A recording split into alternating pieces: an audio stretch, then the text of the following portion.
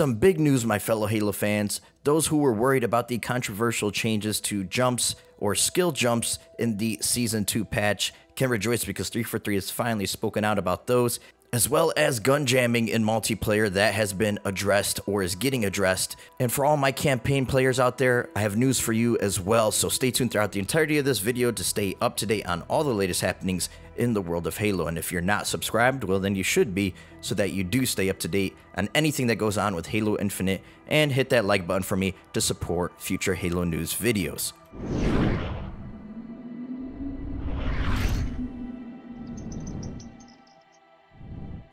All this information I'm getting is from Unyshek, the community manager at 343. He posted on the Halo Waypoint forums, and the link will be in the source section down in the description if you guys want to see for yourselves. So starting with the weapon jamming in multiplayer, they said after hammering on this since seeing the first community reports, they've been able to identify the root cause of the issue, and they will be reverting the recent change from Season 2's update to help get this into players' hands quicker. Now all this stuff that I'm mentioning is going to be in this upcoming patch for Halo Infinite, and 343 says that the team has been working hard to get as much as they can into this update as quickly as they can, but there's still a few more steps that they need to take before they can release it out to the general public. They'll share more on this update's specific release timing in the next few days, and of course I will keep you guys updated on that. Now when speaking about the skill jumps and map traversal, 343 said that there was an overwhelmingly strong feedback from the player base. It was clear that they made a mistake in removing a number of skill jumps from the game.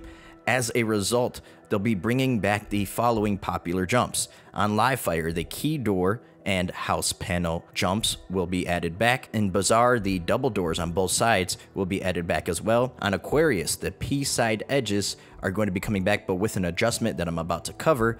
And on Streets, the pizza jump will be coming back. If you guys don't know any of these jumps, well, I've done quite a few call out and tips and tricks videos on map traversal, so why don't you guys give those a look in case you don't know. So on Livefire, Bazaar, and Streets, the jumps are going to be a 1-to-1 rollback to how they were before the Season 2 patch. However, the Aquarius P-side edge jumps have been brought back with some slight adjustments to support the gameplay more officially, 343 says. The collision on the Aquarius jump should now be more predictable, in addition to some added pipes which aim to more clearly indicate the collision and traversal mechanics. They hope that this retains the essence of the skill and combat of the original jump. 343 further clarifies why they took those jumps out in the first place. They said that they originally identified those jumps as falling into a couple of different categories.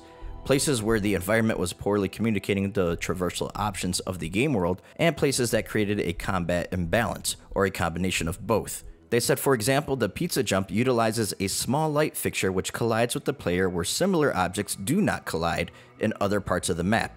In addition, the pizza jump gave players access to the balcony at a cost that they felt was too low and imbalanced in certain game modes like Strongholds when evaluating gameplay and their available data.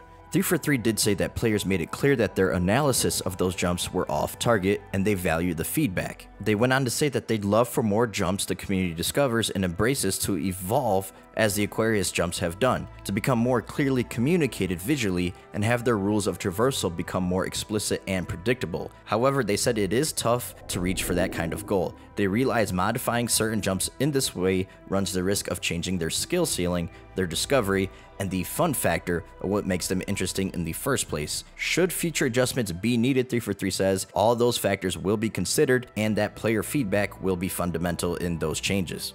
They also said that moving forward, they're hoping to balance the double door jumps in Bazaar. They said that the skill required to make those jumps varies. And some of the questions that they're hoping to answer in the future is what that kind of balance will look like, what level of difficulty those jumps will retain, and what level of visual communication is necessary. The new patch will also include the overshield now spawning at the start of the match like it did in Season 1 on Bazaar, as well as an issue preventing players from capturing zones in King of the Hill that will be addressed. For BTB players, Pelican vehicle drops will match their pre-Season 2 frequency and type, and the Wasp respawn timers on high power will also be brought in line with their Season 1 timers. In BTB, Fireteam color markers should be applied to your matchmaking Fireteam once again, and disabling speed lines should also function as intended in your settings menu. Now, based on community feedback, the equipment pods that drop in Last Spartan Standing will now feature all the equipment in the game, not just power-ups, so those will be added into the loot pool basically of those drop pods.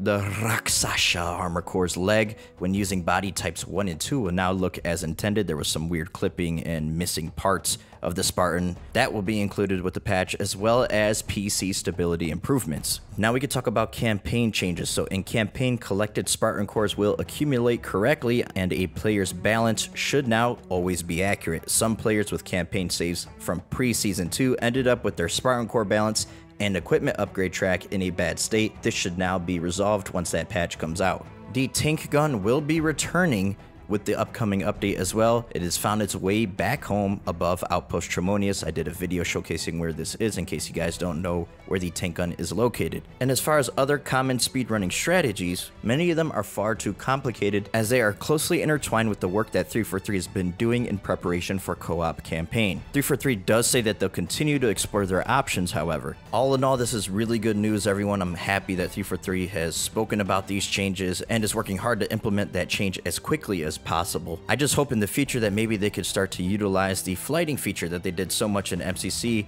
more often with Halo Infinite. Even though they said they're going to be using flighting in Halo Infinite, we haven't really seen it. And with big changes like skill jumps being removed and speedrunning strategies being removed, I think it would have been a good idea to flight those kind of changes first before kind of blindsiding the community, and we could have got our feedback out before it got to the general public in advance, and we could have really avoided this whole situation. So hopefully 343 learns from that kind of mistake, or just clearly indicates that they're going to be making those changes in advance, gives the community some heads up, and maybe the community can talk about it before those changes are implemented, and they can kind of come to a common ground with the community. Make sure you guys all check out my social media. I do stream on Twitch as well, twitch.tv/thepatmangaming, as well as finding me on Twitter, where I'll discuss all the new updates that we get from 343. A lot of the news and updates comes right through Twitter, so if you guys want a constant Halo news source, as well as a peek into my personal life, sometimes post on their personal stuff, then you can follow me at twitter.com/thepatmangaming, or just at thepatmangaming on Twitter. I also want to try maybe something new to get people to stay to the end of videos, so I am going to maybe put in a couple of clips that I've gotten from Twitch recently on my streams, just to give you guys a look at what my streams are like, because it is a much different side of Patman than you would probably expect from the more professional. It's a little more laid back, a little more lax, I would say, on being professional in the stream. So different side of me. Hopefully you guys enjoy the clips, and I hope to catch you on either a previous video of mine or a future video of mine. Until that time comes, I'm your boy Patman, and I'm out. We've got power items in play.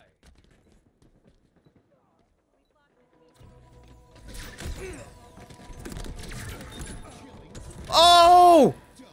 Fucking clip it! Clip it! That was hot!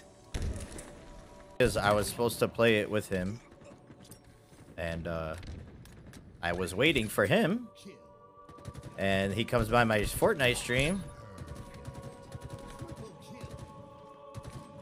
Let's go! We got the over, baby!